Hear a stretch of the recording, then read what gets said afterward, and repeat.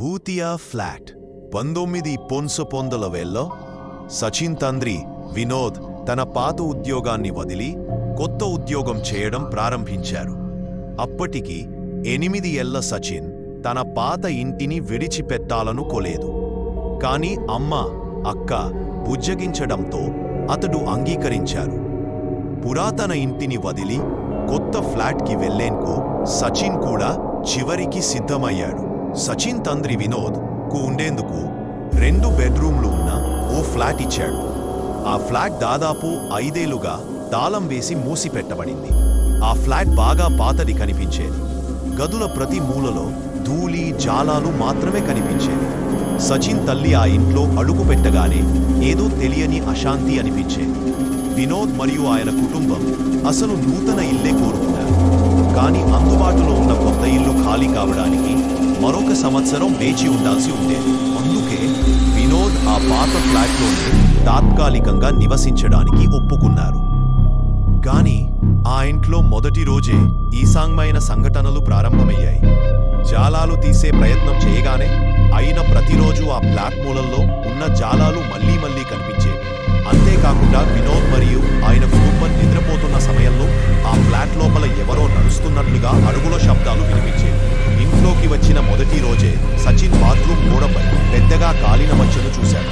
తర్వాతి రోజుల్లో ఆ మచ్చను ఎన్నిసార్లు క్లీన్ చేసినా, ఎంత జాగ్రత్తగా కప్పినా ప్రతి 10 నుంచి 15 రోజులకు అది మళ్లీ బయటపడుతూనే ఉండేది. ఈ అన్ని వింతలను సచిన్ కలిపి చూసే ప్రయత్నం చేశాడు. చివరికి అతనికి ఒక అంచనా వచ్చింది. ఆ ఇంట్లో ఎవరైనా ఆత్మ ఉందని అతను నమ్మడం ప్రారంభించాడు. ఒకరోజు అతను ఈ విషయం తన పెద్ద అక్కకి చెప్పాడు. అతను ఈ విషయం తన అక్కకి చెప్పినప్పుడు ఆమె అతనిని అర్థం చేసుకుంటూ ఇలా చెప్పింది, సచిన్, ది అంతా నీ భ్రమ. ఈ లోకంలో దయ్యాలు లేవు. ఇది పాత ఇల్లు కావడంతో ఇలాంటి చిన్న చప్పుడు లేదా మార్పులు సహజం. ఒకసారి సచిన్ తండ్రి వినోద్ ఉద్యోగ సంబంధిత పని కోసం పక్కనే ఉన్న ఊరికి వెళ్లాల్సి వచ్చింది. ఇంట్లో ఇప్పుడు కేవలం సచిన్, అతని అక్క మరియు అమ్మ మాత్రమే ఉన్నారు. రాత్రి వారు ముగ్గురు తమ తమ గదాల్లో నిద్రపోతున్నారు.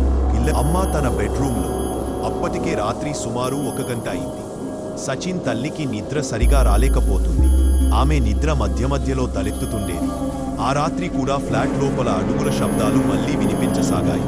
ఆ శబ్దాలు క్రమంగా ఎక్కువగా, పెద్దగా వినిపించసాగాయి. అవి చాలా గట్టిగా మారడంతో సచిన్ తల్లి నిద్రలోంచి లేచి మెలకువ వచ్చింది. అప్పుడే ఆమెకు అనిపించింది, తాను ఉన్న బెడ్రూమ్ తలుపు జానల దగ్గర ఏదో కదలిక కనిపించింది. ఎవరైతే అయినా వారి ఫ్లాట్ జానల దగ్గర నిలబడి లోపలికి తొంగి చూస్తున్నట్లు అనిపించింది. ఇది చూసిన సచిన్ తల్లి బాగా భయపడ్డారు. ఎవరైనా దొంగ ఇంట్లోకి వచ్చేశాడేమో అని ఆమె అనుకుంది. తన బెడ్ సైడ్ టేబుల్ పైన ఉన్న ల్యాంప్ను ఒక చేతిలో పట్టుకుని మరో చేతిలో టార్చ్ తీసుకుంది. బాగా ధైర్యం చేసి జానల దగ్గరికి వెళ్లి నిలబడ్డారు. అప్పుడే ఆమెకు అనిపించింది, తాను ఉన్న బెడ్రూమ్ తలుపు జానల దగ్గర ఏదో కదలిక కనిపించింది. ఎవరైతే అయినా వారి ఫ్లాట్ జానల దగ్గర నిలబడి లోపలికి తొంగి చూస్తున్నట్లు. ఇది చూసిన సచిన్ తల్లి బాగా భయపడ్డారు. ఎవరైనా దొంగ ఇంట్లోకి వచ్చేశాడేమో అని ఆమె అనుకుంది. తన బెడ్ సైడ్ టేబుల్ పైన ఉన్న ల్యాంప్ను ఒక చేతిలో పట్టుకుని మరో చేతిలో టార్చ్ తీసుకుంది. బాగా ధైర్యం చేసి జానల దగ్గరికి వెళ్లి నిలబడ్డారు. ఆమె జానల బయటకు టార్చ్ వేసినప్పుడు ఆమె వచ్చేశాడేమో అని ఆమె అనుకుంది. తన బెడ్ సైడ్ టేబుల్ పైన ఉన్న ల్యాంప్ను ఒక చేతిలో పట్టుకుని మరో చేతిలో టార్చ్ తీసుకుంది. బాగా ధైర్యం చేసి జానల దగ్గరికి వెళ్లి నిలబడ్డారు. ఆమె జానల బయటకు టార్చ్ వేసినప్పుడు ఆమె కళ్ళు విపరీతమైన భయంతో వెనకకి వెళ్లిపోయాయి. ఆ వ్యక్తి ముఖం మొత్తం కాలిపోయినట్టుగా ఉంది. ముఖంపై చర్మం కనిపించలేదు. లోపలి ఎముకలు స్పష్టంగా కనిపించాయి. అతను నేరుగా ఆమెను నిన్నవగనిస్తూ చూస్తున్నాడు.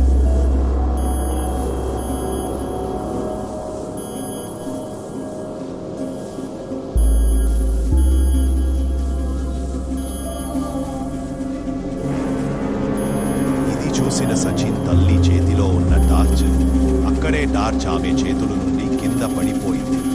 ఆమె వెంటనే భయంతో పరుగెత్తుకుంటూ తన పిల్లల బెడ్రూమ్కి వెళ్ళింది.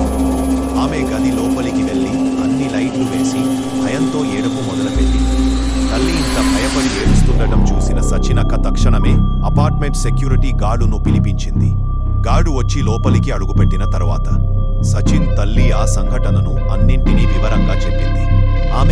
అన్నది విని సెక్యూరిటీ గార్డు కూడా కొంచెం గబరగొట్టిపోయాడు. అయితే అతను ఇంటి అంతటా తనిఖీ చేసినప్పుడు అక్కడే ఎవరూ లేరు, ఒక్కరూ కనిపించలేదు. ఇదంతా తలచుకుని సచిన్ తల్లి కూడా ఆ అనుభవాన్ని ఒక చెడ్డ కలగా భావించి మర్చిపోవాలనుకుంది. కానీ రాత్రిళ్ళు ఇంతలో అడుగుల శబ్దాలు, మరి పైకప్పు మీద కదలడం వంటి చప్పుళ్ళు మాత్రం ఆగలేదు. సచిన్ తల్లి అనుభవించిన భయంకర సంఘటన తరువాత ఆ ఫ్లాట్లో వింత సంఘటనలు ఇంకా పెరుగుతూనే ఉన్నాయి. ఇంట్లో ఉన్న అన్ని తాపులు ఎవ్వరూ తాకకుండా తానుగా ఓపెన్ అయ్యేవి. లైట్ స్విచ్లను ఎవరూ ఆన్ చేయకపోయినా లైట్స్ ఫ్లికర్ అవుతుండేవి. కొద్దిసేపటికి మళ్లీ ఆపివేయబడేవి. కానీ వీటన్నిటికన్నా భయంకరమైన సంఘటన డిసెంబరులోని ఓ చలికాలపు రాత్రి సచిన్తో జరిగింది. ఆ రాత్రి అతి తీవ్రమైన చలితో కూడిన రాత్రి. సచిన్ మరియు అతని అక్క ఇద్దరూ ఒక మచ్చర్ నెట్, చీమల నుండి కాపాడే నెట్లో తమ పడకపై నిద్రపోతున్నారు. ఒక చోటుగా ఉన్న బాత్రూంలో ఉన్న ఒక బల్బ్ ఒక్కసారిగా వెలిగింది. దాంతో సచిన్కి నిద్రలేచింది. సచిన్ తన బెడ్పై ఏదో తన గదిలో కింద కదులుతున్నట్లు సచిన్కు అనిపించింది. అది అలా అనిపించింది, తన శరీరం కింద ఏదో అడవిలో ఉండే పాములా జరుగుతూ, కమ్ముకుంటూ మరియు అజీబగా ఒక శబ్దం చేస్తూ కదులుతున్నట్టు. సచిన్ బాగా భయపడిపోయాడు. వెంటనే తన అక్కను లేపేందుకు ప్రయత్నించాడు. కానీ ఆమె కదలలేకపోయింది. ఆమె అలాంటి లోతైన నిద్రలో ఉంది. ఎలాగైనా ఎవరో మాయ చేస్తే అలా అయిపోతుంది కదా, అలాగే. ఇంతలో సచిన్ ఓ అద్భుతమైన, భయంకరమైన దృశ్యం చూశాడు. అది చూసి అతని హృదయం కదిలిపోయింది. తన బెడ్ వెనక భాగా నుండి ఏదో వస్తోంది. ఒక కాలిపోయిన చెయ్యి ఆ గోడ నుండి బయటకు వచ్చింది. అది ఏ జీవించే మనిషి చేతి కాదు. ఆ చేతిలో 3 మందంగా ఉంది. ఆ చెయ్యికి 3 గొప్పగా ఉన్న వేళ్లు ఉన్నాయి. వాటి మీద చర్మం మొత్తం కాలిపోయి కరగపోయింది. ఆ కాలిపోయిన చెయ్యి నెమ్మదిగా సచిన్ తల దగ్గరికి వచ్చింది మరియు తన తలపై చేతిని చాపి నిద్ర పెట్టిస్తుండగా మెల్లగా తలని విరిగింది. నిద్ర ఎప్పుడో పోయింది. అతని శరీరం ఒక్క క్షణంలో స్థిరమైపోయింది, ముక్కలా అయిపోయినట్టుగా. ఆ చెయ్యిని తానేనా తొలగించాలనుకున్నా చేయలేకపోయాడు.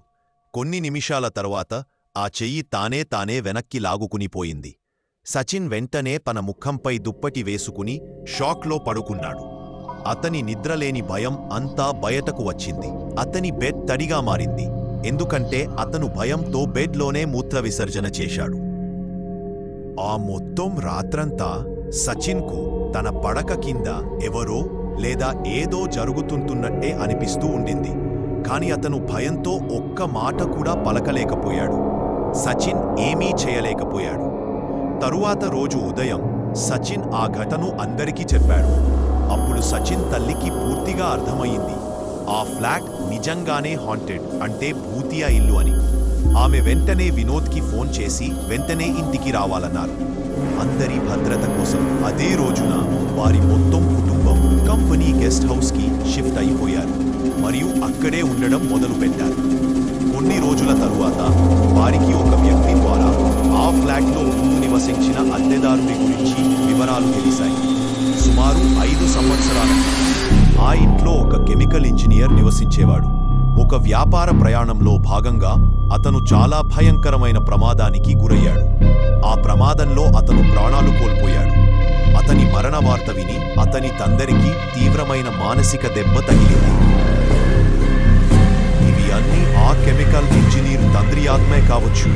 అతను తన కొడుకు ఆత్మను వెతుకుతూ తిరుగుతున్నాడేమో. వాటిని వెతుకుతూ తిరుగుతూనే. మీకు ఏమనిపిస్తుంది? ఈ కథపై మీ అభిప్రాయాన్ని కామెంట్స్లో తప్పకుండా తెలియజేయండి.